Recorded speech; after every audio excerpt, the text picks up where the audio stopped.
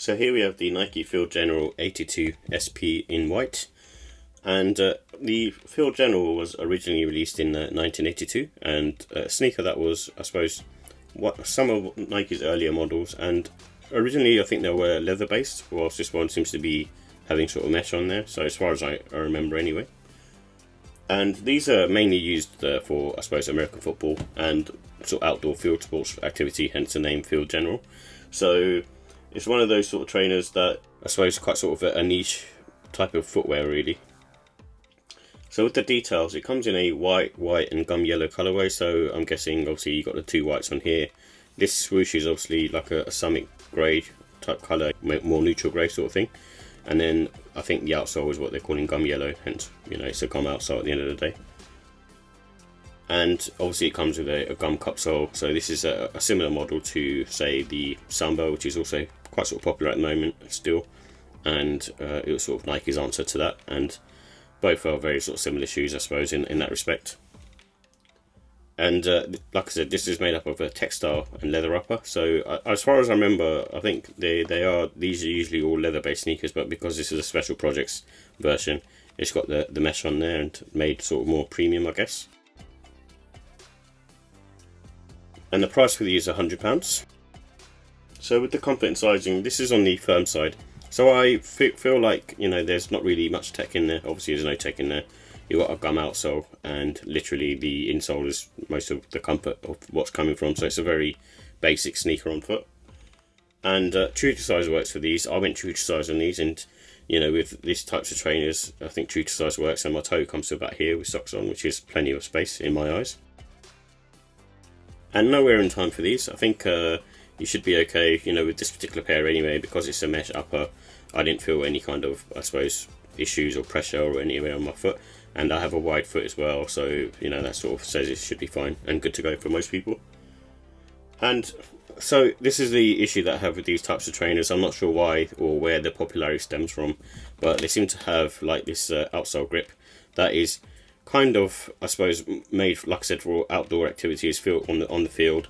So I just don't think they sort of translate well to everyday wear, really. With running shoes, at least those you can sort of walk around in, and only some have like issues.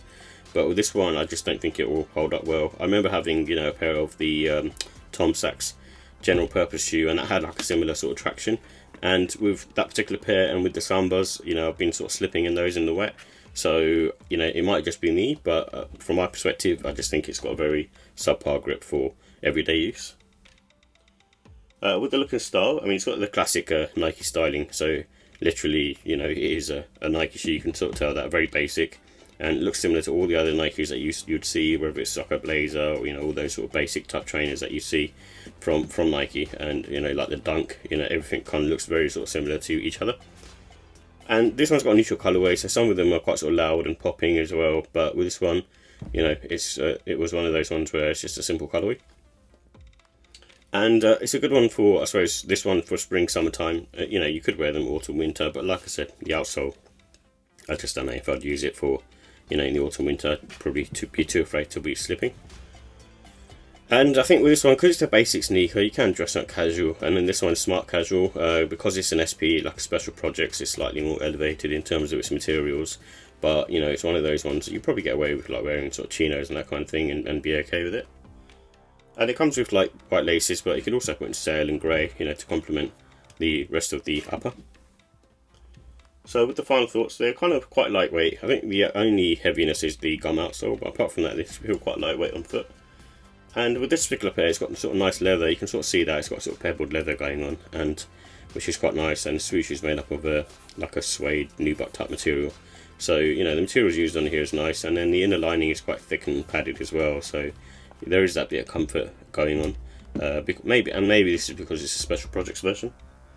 With the cons, I think the comfort, like I say, it's on the firm side, so you're not going to get any type of comfort in these particular pairs. It's not like they're bad, but they're just very average.